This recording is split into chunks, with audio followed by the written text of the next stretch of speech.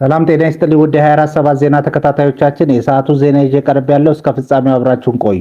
የምንለቃቸው መረጃዎች እንዲደርሳችሁ ላይክ፣ ሼር እና ሰብስክራይብ ማድረጋችሁ እንዳትረሱ በማለት ወደ ዜናው አለፉ። ትምህርት ሚኒስቴርና የፈተናዎች አገልግሎት በቅርቡ ይፋ ባደረገው መረጃ መሰረት በከፍተኛ ትምህርት ተቋማት የመውጫ ፈተና ላይ ከፍተኛ የማጭበርበር ሙከራዎችና አስደንጋጭ የውጤት ዝቅጠት ተመዝግቧል። በሰኔ 2017 እና በ2018 አጋማሽ በተሰጠው ፈተና በተለይም በግል ተቋማት የታየው ውጤት እጅግ ዝቅተኛ መሆኑ ተገልጿል። በግል ከፍተኛ ትምህርት ተቋማት ፈተናውን ከወሰዱት 89036 እጩ ተመራቂዎች ያለፉት 10904 ማለትም 12.5% ብቻ ሲሆን ከ78000 በላይ ተማሪዎች ወድቀዋል። በአንጻሩ በመንግስት ተቋማት የማለፊያ ነጥብ ያስመዘገቡት 55.5% ናቸው። በሌላ በኩል የተደራጀ የፈተና ማጭበርበር በከፍተኛ ሁኔታ መስፋፋቱ ተጠቁሟል። ሌላ ሰው እንዲፈተንላቸው ሲሞክሩ የተገኙ 8645 ተማሪዎች ውጤት የተሰረዘ ሲሆን በቴክኖሎጂና ባልተፈቀደ ቁሳቁሶች ሲያጭበረብሩ የተገኙ በሺዎች የሚቆጠሩ ተፈታኞች ላይም ተመሳሳይ እርምጃ ተወስዷል። የሪፖርቱ ዋነኛ ትኩረት በዩኒቨርሲቲ መምህራንና በሌሎች አካላት የሚመራው የተደራጀ ማጭበርበር ላይ ነው። የትምህርት ሚኒስትሩ ፕሮፌሰር ብርሃኑ ነጋ ተማሪዎችን የሚያስኮርጅ መምህራን ከዘርፉ እስከ መሰናበትና እስከ መታሰር የሚደርስ እርምጃ እንደሚወሰድባቸው አስታውቀዋል።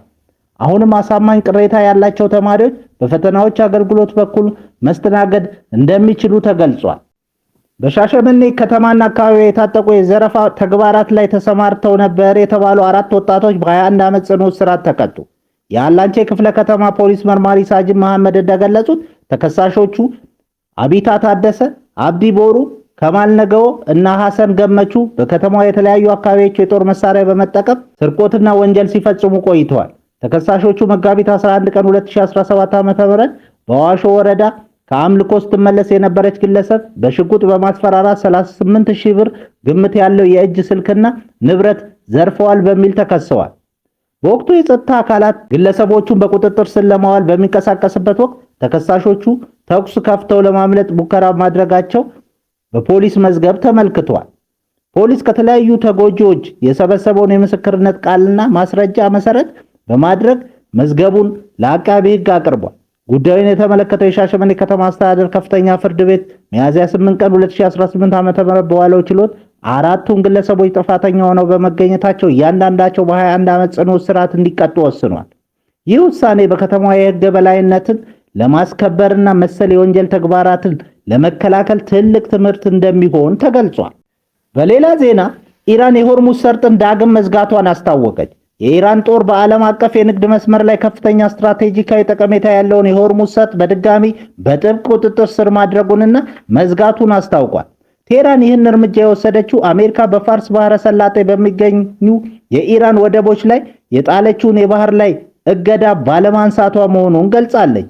የአሜሪካው ፕሬዝዳንት ዶናልድ ትራምፕ እገዳው እንደሚቀጥል መግለጻቸውን ተከትሎ ኢራን ማንኛውም መርከብ በሰርጡ በኩል ማለፍ የሚችለው በእሷ ፈቃድ ብቻ እንደሆነ አሳስባለች። ይህ ውሳኔ በሊባኖስ የተደረሰውን የተኩስ አቁም ስምምነት ተከትሎ ለጥቂት ሰዓታት ተከፍቶ የነበረውን መስመር መልሶ የዘጋና በቀጠና ያለውን ውጥረት ይበልጥ ያባባሰ ሆኗል። እስራኤል የደህንነት ስጋትን ተጨማሪ ቦታ ለማስፋፋት እየተጠቀመችበት ነው ሲሉ የቱርክ የውጭ ጉዳይ ሚኒስትር ከሰሱ። የውጭ ጉዳይ ሚኒስትር ሃካን ፊዳን ዛሬ በአንድ የዲፕሎማሲ የምክክር መድረክ ተገኝተው እንዳሉት እስራኤል በደህንነት ስጋት ሰበብ ተጨማሪ መሬቶችን እየያዘች ነው። እስራኤል በዓለም አቀፍ ደረጃ ብዥታን እየፈጠረች ነው ያሉት ፊዳን በተለይ ከቅርብ ዓመታት ወዲህ በጸጥታ ሰበብ የምታደርገው የመሬት መስፋፋት ግልጽ እየሆነ ነው ብለዋል።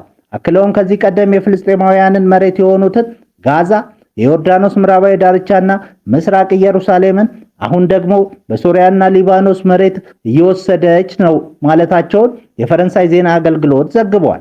የአሜሪካው ፕሬዝዳንት ዶናልድ ትራምፕ በሊባኖስ እና እስራኤል መካከል የ10 ቀናት የተኩስ አቁም ስምምነት መደረሱን ትላንት አሳውቀዋል።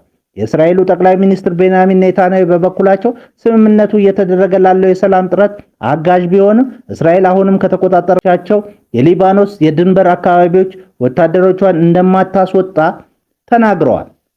ሂዝቦላ ስምምነቱን አስመልክቶ ትላንት ባሰራጨው መግለጫ ማንኛውም ስምምነቶች ሁለገብ ጠላት ያላትን እስራኤል በመላ ሊባኖስ እንድትንቀሳቀስ የሚፈቅድ መሆን የለበትም ብሏል። የቱርክ የውጭ ጉዳይ ሚኒስትር ወቀሳ የጠቅላይ ሚኒስትር ቤንያሚን ኔታንያሁ ከሊባኖስ ሰራዊቴን አላስወጣም ማለታቸውን ተከትሎ የተሰነዘረ ወቀሳ መሆኑን ለማወቅ ተችሏል። አሜሪካ የ11 ሳይንቲስቶች ሞትና መጥፋት ጉዳይ በልዩ ትኩረት እንደምትመረምር ቃል ገባች። ለአውሮፓ አቆጣጠር በ2022 በአላባማ ግዛት ሕይወቷ ያለፈው ተመራማሪ ኤሚ ኤስክሪጅ ጉዳይ አጠራጣሪ በሆነ ሁኔታ ሕይወታቸው ያለፈ ወይም የጠፉ 11 ሳይንቲስቶች ዝርዝር ውስጥ መካተቷን ተከትሎ በዋሽንግተን ከፍተኛ ትኩረት አግኝቷል። በረቀቀ የጸረ ስበት ቴክኖሎጂ ላይ ትሰራ የነበረችው ኤስክሪጅ ከመሞቷ በፊት በምርመሯ ምክንያት ዛቻዎች እንደሚደርሷት ገልጻ ነበር። ፕሬዝዳንት ዶናልድ ትራምፕ ጉዳዩን በጣም አሳሳቢ ሲሉ የገለጹት ሲሆን የዋይት ሃውስ ቃል አቀባይ ካሮሊን ሌቪት ደግሞ ኤፍቢአይ እና ብሔራዊ የኒውክሌር ደህንነት ኤጀንሲ ጉዳዩን በጥልቀት እያጣሩ መሆኑን አረጋግጧል። ምርመራው በተለይ ከኒውክሌር ከጦር መሳሪያና ከጠፈር ምርምር ጋር ግንኙነት ያላቸውን ተመራማሪዎች ደህንነት ላይ ያተኩራል። ምንም እንኳን የኤስክሪጅ ሞት በወቅቱ ራስን ማጥፋት ተብሎ ቢመዘገብም ተመሳሳይ ሚስጥራዊ ምርመራ የሚያካሂዱ ሳይንቲስቶች ተከታትሎ መጥፋት ግን የሴራ ጥርጣሬዎችን አስነስቷል። መንግስት አዳዲስ መረጃዎችን ለህዝብ ይፋ እንደሚያደርግ ቃል ገብቷል። በዱባይ የሚገኘው ታዋቂው ቡርጅ አል አረብ ሆቴል ለ18 ወራት ሊዘጋ ነው። በተባበሩት አረብ ኤምሬትስ የሚገኘውና በዓለም ታዋቂ የሆነው ባለ 7 ኮከብ ቡርጅ አል አረብ ሆቴል ለከፍተኛ እድሳት ለ18 ወራት ዝግ እንደሚሆን ታውቋል። ሆቴሉ የእድሳቱ ምክንያት ለዘመናዊነት ነው ቢልም በክልሉ ባለው የኢራንና የእስራኤል ግጭት ምክንያት የቱሪስቶች ቁጥር መቀነሱና በቅርቡ በደረሰ የድሮን ጥቃት ሆቴሉ ላይ እሳት ተነስቶ እንደነበር ዓለም አቀፍ መገናኛ ብዙሃን ዘግበዋል። 3 የሴኔጋል ደጋፊዎች ከእስር ተለቀቁ። በሞሮኮ እስር ቤት የነበሩ 3 የሴኔጋል ብሔራዊ ቡድን ደጋፊዎች ከእስር መለቀቃቸው ተገልጿል። በተጨማሪም አንድ የአልጄሪያ ዘር ሐረግ ያለው ፈረንሳዊ ከእስር ቤት መለቀቁ ተነግሯል። ደጋፊዎቹ በሞሮኮ አፍሪካ ዋንጫ ፍጻሜ በተፈጠረው ሁከት ተሳትፈዋል በሚል 3 ወራት በእስር አሳልፈዋል። አሁንም 15 የሴኔጋል ብሔራዊ ቡድን ደጋፊዎች በእስር ቤት እንደሚገኙ ተዘግቧል። ክቡራን አድማጮቻችን ለሰዓቱ ያልናቸውን ዜናዎች በዚህ እናበቃለን።